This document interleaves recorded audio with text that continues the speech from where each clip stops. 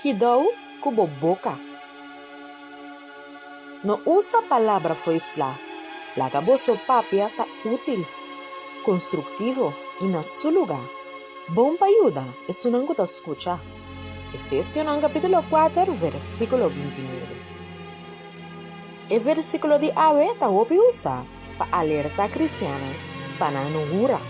Sin embargo, palavra não xuxi está muito mais que palavra não malo ou palavra não de blasfêmia.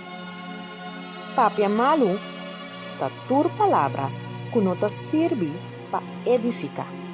Palavra não de dura, palavra não negativo, palavra não malicioso, palavra não despreciativo. Papia coisa não bom, palavra não que te edificar. Palavra não de fé, conforme a necessidade. Bolep não me ser move turora. Mio papia, palavra não útil, ku papia, palavra não mal.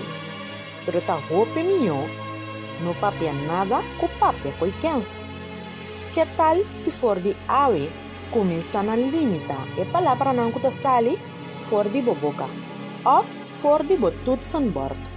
Em caso de coisa que você escrever na internet ou no celular, somente o que está positivo está capaz de edificar e transmitir graça na isso não que te escuta, nada que não te transmitir desgraça. Lubida e reclamo não, e murmuração não, e redo não, e a palavra não negativo e de desânimo. Controla a palavra e pensamento não. Mantém a mente fija riba a palavra de Deus. Para concluir, humana, pensa riba tudo lo que está verdadeiro e nobre, justo e puro e agradável e honrável.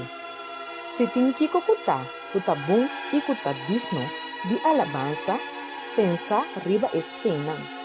Filipenses capítulo 4, versículo 8.